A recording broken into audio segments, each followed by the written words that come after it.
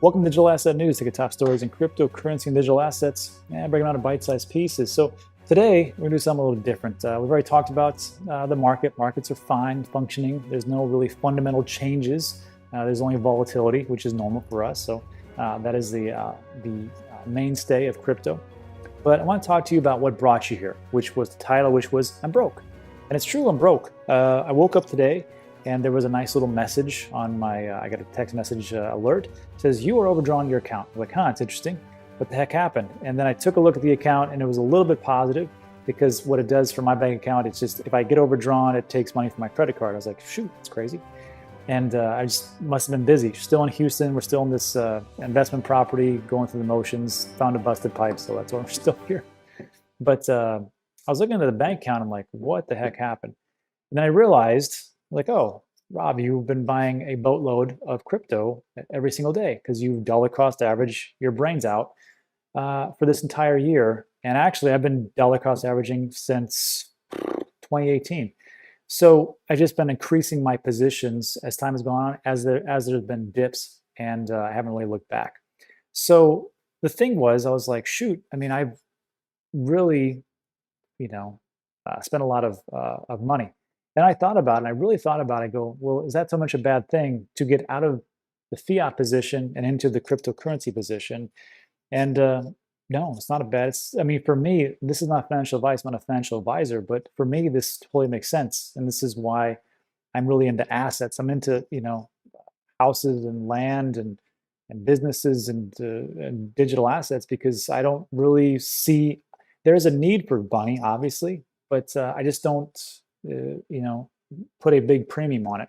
So that's going to bring me to like a couple of points I want to share with you today.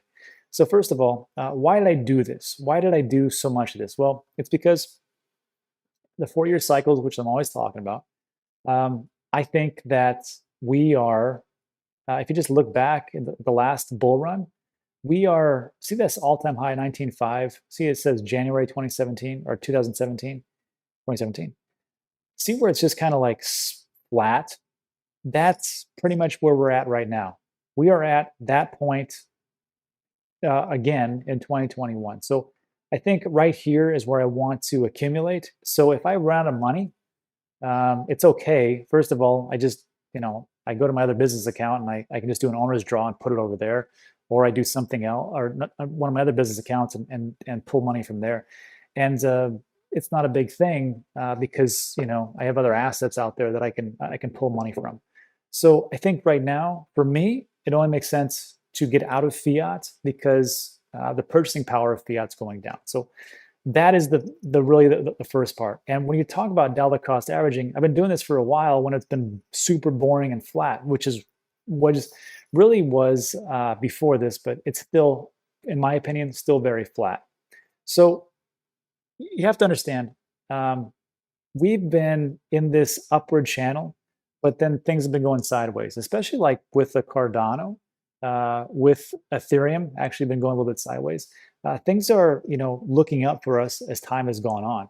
And then you have to remember too, is that everything that we've been doing so far has been matching up pretty much with the 2017 bull run. So take a look at this. This was just what we talked about. Here's 2016, where we have all these different pullbacks. We just dropped massively just a couple of weeks ago. And the same thing is going on again. This was from early 2021. Remember in January, we had a little bit of a pullback of 20% and a pullback of 18%. Just a couple of weeks ago, it was like, what, 15, 20%? So it's the same thing repeating itself again and again and again. So when I talk about like I'm broke fiat wise, it's for some people it's kind of scary, but if you really take a step back and go, well, what has fiat really been doing for me? I mean, it allows me to buy things. I mean, definitely I need them, but as time has gone on, I believe that this is going to happen. This is going to happen more, and it's the purchasing power of what you actually get. So think of it this way: back in March, well, it's March 2021, but back in March of 2020, Bitcoin was 5,000. So what could you get with 5,000? Well, you can get a used Honda, I guess, And that's one thing. But now, if you had one Bitcoin, what can you buy? Uh, Pretty good Tesla, if you think about it, or a really super cheap house somewhere in, I don't know what, not in LA. I'm just saying, like maybe a very, well, a great down payment, we would say.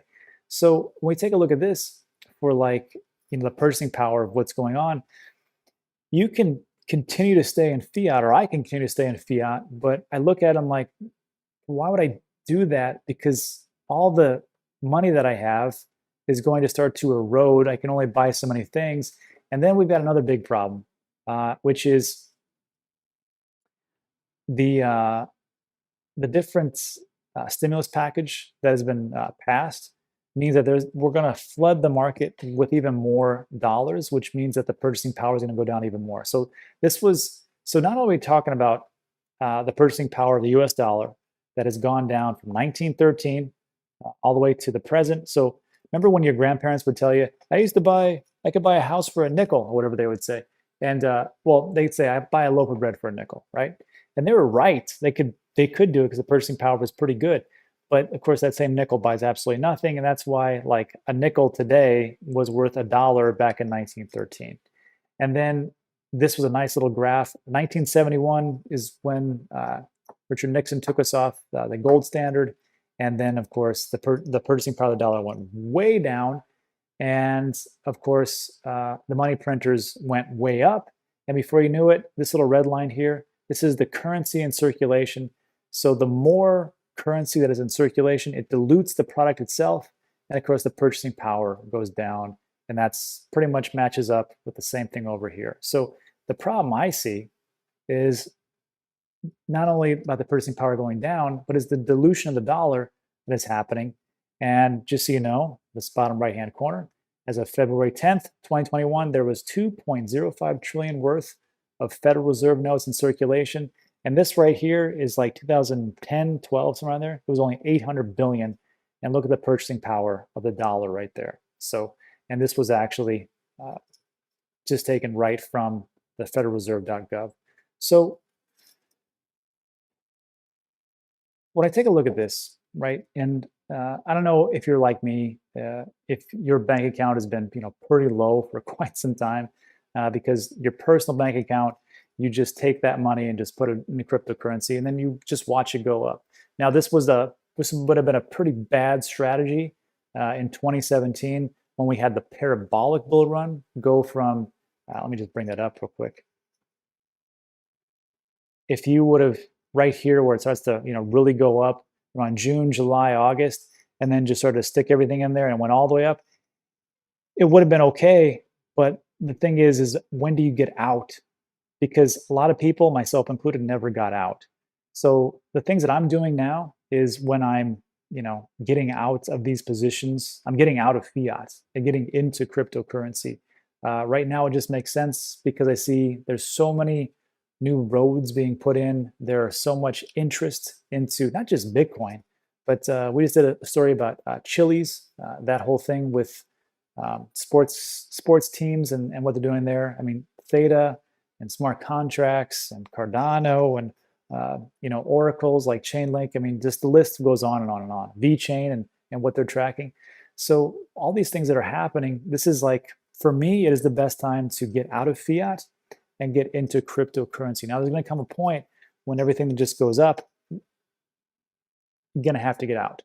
I'm going to have to get out of these positions because there's what goes up will inevitably come down. But I see a lot of great things happening very soon. So this is the last thing I'll talk about here, which is I did a video and I talked about my exit strategy where once I get to certain points or certain positions, I will start cashing, as I say, cashing out. So people will say, well, why do you want to get back into cash when you just talked about how the purchasing power didn't work out? Well, it's because of this.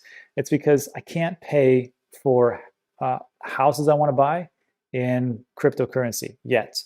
I can't fund my Amazon FBA business with Bitcoin yet. I can't purchase land with Dogecoin yet. So I have to at some point cash out, then immediately get into these assets because that for me is what it's going to be. Now, this video I talked about 10% will be in cash just because it's good to keep on the sidelines, especially things like this with the investment properties. 25% will go into stable coins, 50% land, 20% into real estate, 10% will go back into my Amazon business, 15% will stay into staking. I think staking is one of the biggest opportunities, if besides non-fungible tokens, which I really don't understand, so I don't really get into those. But 15% for staking, and I'm talking about Theta, Cardano, Ethereum, and Polkadot, to name a few, or to name the majority, is what I will definitely be staying in anyhow. And then 5% goes to my iTrust because I can park my money there, and it's tax-free when I want to take it out at 59 and a half years old. And all the different cryptos like Polkadot and Ethereum, in Q2 I'll be able to stake, and for whatever I gain from that as far as staking will be tax-free on top of whatever everything evaluates or raises to or appreciates to, excuse me. So these are the things that I still want to do.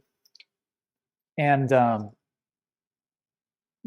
like we talked about in the price predictions, I was super conservative about what was going on as far as like the actual prices. Like for Bitcoin, I still have it at 150K, and this is the price prediction on January 7th. And I want to see, I want to show you which ones are overperforming and which ones are underperforming, in my opinion. Ethereum back then on January 7th was 1,200, not too bad. Chainlink was 17, Cardano 32 cents. Theta was $2. Celsius was $6, pretty good. Stellar was 33 cents, Polkadot 10, Tezos 265, EOS 340, VeChain was 3 cents, Uniswap was $6.60, crazy. Voyager was only 29 cents. Voyager, 29 cents. Aave, 122, and Bitcoin Cash 41. And XRP, I still own it, but I don't know what's going to go on with that SEC case. So fast forward, this is just a month and a half later, a month and a week later, we had Bitcoin at 55, so it went from 38 to 55. Great performer. Ethereum underperformed. It went from 1.2 to 1.9, and right now it's about 1.7. I mean, just totally underperforming, in my opinion. Chainlink went from 17 and it doubled to 35, and I had to actually update my price prediction. I think it's going to go between 35 and 55. I'd already hit 35, so obviously. Cardano went from, what was it, 32 cents to 93 cents, pretty good. Then it went to $1.40. Now it's down to like $1.18, still pretty good. Theta is the one that went from, $2 to $3.77, and now it's sitting around $7. That is massively overperformed, and I'm glad I got it. And here's one that I think really is underperforming. Celsius went from $6 on January 7th to $5.65 on February 19th, and now it's like March 11th, 12th, 13th, somewhere in there, and it's a little bit lower than that. So Celsius underperforming, in my opinion. Stellar did pretty well. Stellar went from 33 cents to 51 cents, so not too bad. Polkadot, massive improvement, $10 a Polkadot, and then it was $34, 10 to 34. It's pretty good. Tezos, VeChain, EOS didn't really do so hot. Uniswap, look at this one. Uniswap went from $6.60 to $20. And that's in February 19th. And now I think it's higher than that. Voyager, it went from 29 cents right here to $5 in a month and a half. And then it hit an all-time high of 7. Now it's down to like 565. So kind of stagnant, not so great. And Aave and Bitcoin Cash just did okay. So when we talk about like all these things that are going, and this was just in a month time frame, right? Now we're in March, and Bitcoin is still around that. It's just kind of going sideways. That's why I've been putting so much money into cryptocurrency. Because why? Because it's boring. When things are moving sideways, this is when I invest, because I'm like, it can only go up. I'm not going to invest in a Chili's after it went up 100%. That is just, for me, that is stupid. But as things are moving sideways, this is the time when it's not too sexy to get in the game and go, you know what? I want to get in there because no one's really paying attention and it's just dull, and that is it. So again, I could keep my value into fiat, and I could let my bank account flourish, what does that do for me? Yeah, I don't. There's no appreciation. The checking account gets. I don't even think it gets any interest, like maybe 0.04% or something stupid like that. So why would I put in cryptocurrency right now when this is the time to do it? All right, so that's a question for you to answer for yourself. But that's it for today. I just want to just tell you what's going on. I'm out of money, but I'm doing okay with cryptocurrency, and I will continue to put money into cryptocurrency because for me, this is the time. But there is going to come a time when I have to get out, and that is the time for my exit strategy. I've already talked about that. I'll link that video at the end. And that is it for today. So if you like that video, go ahead and give it a thumbs up. It always helps the channel. Also consider subscribing. There's a lot of things we talk about are time sensitive, and that would be great if you could. Also, I want to put 2 more videos on your left and right, the price prediction and also exit strategy. I'll put those up. And that's it for today. So thanks so much for watching. I appreciate it.